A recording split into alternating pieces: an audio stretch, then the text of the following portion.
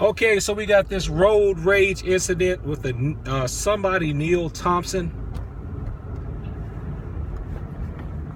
I got two ways I want to go with this. First of all, you know my obvious way of, if that doesn't at least make you want to take a martial arts class, you know, realizing you might have to deal with somebody like that, then I don't know what will. Oh, I know, but a lot of you are going to want to just jump right into getting a gun because you think that guns solve everything and that you can take guns everywhere all the time. That explains everything. I'm paraphrasing. Ripping off somebody's spiel. If you listen to YouTube, you know who I just ripped off there. But seriously, you think that guns are going to solve all your problems when you can't take a gun everywhere. I know you can't take a gun everywhere because it's common sense. But I looked at the concealed carry laws in my state, and it's like, the places you can't take a gun, it's like, you really can't take a gun anywhere. Those are practically all the places where I might feel like I would need a gun for protection, and you're telling me I'm not allowed to bring a gun there. So you allow me to have a concealed carry permit, you meaning like the people that make the laws, right? You allow me to have a concealed carry permit, but you really make it hard for me to have this gun with me, other than going back and forth, I guess, to the gun range and in my own house. I can do that anyway. So why do I need this concealed and carry permit? If I had a job where I had to have a weapon, like if I worked security or drove an armored vehicle or something, or if I was law enforcement or a security officer, I would have a gun and I would be permitted to carry the gun then. So, you really don't want me to have the gun as a regular civilian, is what you're telling me. But you don't want to come right out and say that. So you're going to make it so that I can barely take it anywhere. That's fine. But I see the game. So anyway, you can't have a gun with you all the time. So you could take a martial arts class. And, guns jam. So that situation doesn't make you think you need to learn how to protect yourself some kind of way. I mean, if you don't want to learn how to fight, find out if you can get a taser. I don't know if you can or not. Or pepper spray, I don't know if that's allowed or not. You should at least do that. Do something. And the other way I want to take it is, I want to say thank you, social media. Because see, when I was about the age of that guy in that video, the victim of that ridiculous verbal assault. See, when I told people that stuff like that happened to me, they would either say I'm exaggerating, or I'm being too sensitive, or that I must have done something. Our lovely land of victim blaming. When I used to say, I didn't do anything, or what I did didn't deserve that type of response, I was always blamed and finger pointed somehow. Yes, you did something. Or, they say, oh, you're being cynical. You were just violent. That's why that's happening to you. These are you create your own reality people who actually believe that everything that happens to you is absolutely your fault all the time, when it's not. I want to say thank you, social media. And I really want to say thank you to that victim for recording that. Because while stuff like that, it does not happen, it does not happen to everyone all the time. But it does happen. And it is a possibility that you could run into someone like that. And the guy, the racist guy, was so brazen. So brazen, he knew he was being recorded and he didn't care. That shows you that he's unstable. And if you're a peaceful person, you have to deal with people who are that unstable. You can learn how to deal with them by enrolling in one of my classes. I do scenario role playing sometimes, but just the actual motions of practicing a martial art, especially a traditional art, it will start to affect your character, because once you learn how to control your feelings, you will be able to think beyond your ego. Because to learn how to be good at a martial art and to stay good at a martial art, you are constantly beating up your ego. Because there's always going to be somebody, even if they're one of your students, they're going to do something better than you at some point. There's always somebody better than you, or at least as good. So you can never get the chance to think too high and mighty of yourself. And if you got your ego in check, you get your feelings in check. If you have a certain amount of pain tolerance, some of that can bleed over to tolerating emotional pain, for lack of a better term. And some people will perceive that as being passive. No, it's not being passive. It's being strong. Here's my metaphor. Let's say a toddler runs up and kicks the leg of a weightlifter, a person with a lot of muscles. If a toddler kicks the leg of a weightlifter, is a weightlifter even going to feel it? No. Now, if the toddler runs up and kicks the leg of another toddler, another person who's as weak as they are, that other toddler will feel it, yes, because they're that much stronger than the person that's kicking them. So let's transfer that over to the emotional realm. When you're attacked by emotional toddlers, if you're an emotional weightlifter, you're not going to care. Now, at the same time, though, let's not, when people act violent and do things like that, you need to keep an eye on them. Even if you don't let them get under your skin, quote unquote, you do need to keep an eye on them, because what you don't want to do is for them to get emboldened and try to escalate things to a physical level.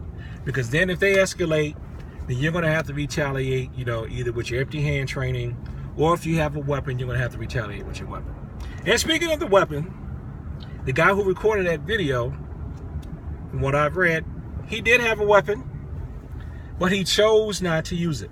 Why? Because he thought about how his decision would affect his family. He's a father of 2.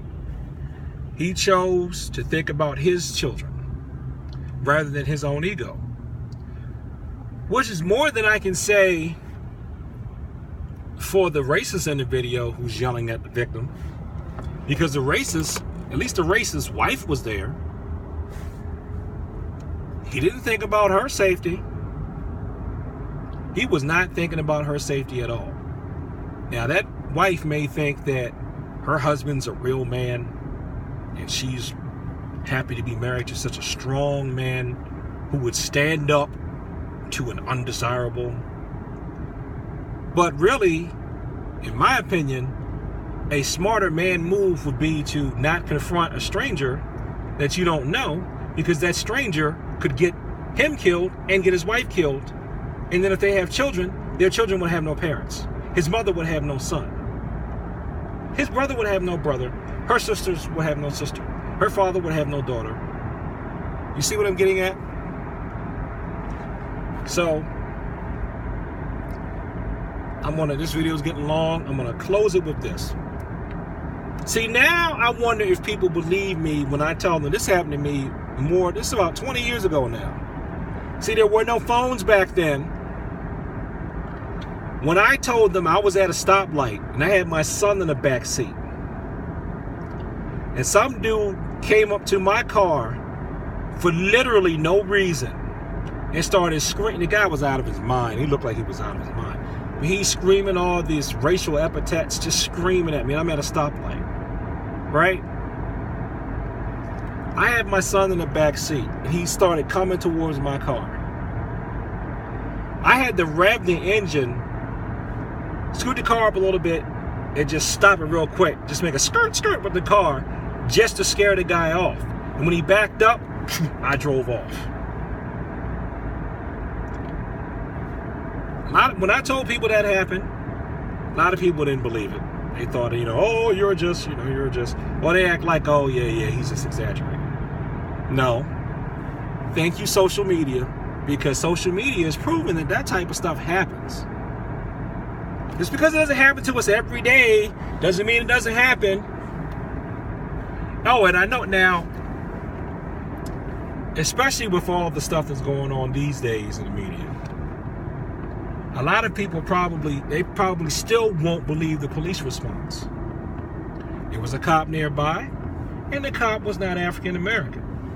He saw what I did, and he pulls up next to me real quick, and he's motioning for me to pull over, right? He's giving me the stern look, and he's pointing, and he's like, I saw him all like, put over, like, stop. And then he looked. I guess he was also in the seat. He looked when he saw the baby in the back seat. Oh man, I wish I could do the look that cop had on his face. It was this ultimate outrage look. He was like this, and he did like that. Like, never mind. I don't know how he made that car turn around. It was like the car didn't even touch the ground. He made that cop car turn around. I still pulled over. He made the car turn around. And another cop car came. And that guy was on the ground so fast. He was on the ground. They had that guy on the ground. I couldn't see everything they were doing to him. But it was like 3 cop cars inside of, like, I swear, 30 seconds or less. I pulled over. I'm just looking in the mirror, turn around, look in the mirror, turning around. And they had that guy on the ground, and they looked like, I saw somebody had this clipboard, somebody writing the stuff down and everything. And they had no business at lightning speed. So, while I have had incidents where I didn't feel like the cops were my friend, in that instance, I wouldn't say they were my friend, but they definitely saw I was just trying to protect my son. And it looked like that set something off in that officer. And I hope nobody wants to condemn him for that, because I'm pretty sure if I was a police officer, I probably would have been pretty mad too that some crazy person is yelling at a guy with a kid. And you know what? The weird thing about it was, my son didn't even get upset. I asked him to this day, remember, he's like, I don't really remember it. I kind of remember somebody had yelled at you or something, and it was like, you were calm. So I guess I didn't worry about it. And, here again, we're talking about practicing tenets. Let's keep it Taekwondo right now. We're talking about practicing Taekwondo tenets of courtesy and self-control. And again, there are people, when you do that, you practice those tenets, and you manage to solve a situation without violence, they think there's something wrong with you. They think you're being a wimp. They think you're being weak. You turn the other cheek. So they want to think that that's why the Bible makes you weak. It's like, what? So Christianity and traditional martial arts tenets, right, make you weak because you can solve a problem without going to your fists all the time. Okay. And yes, I know every problem cannot be solved non-violently, but a lot can. A lot can. So, I've gone on long enough. And I'm going to end this video. Peace.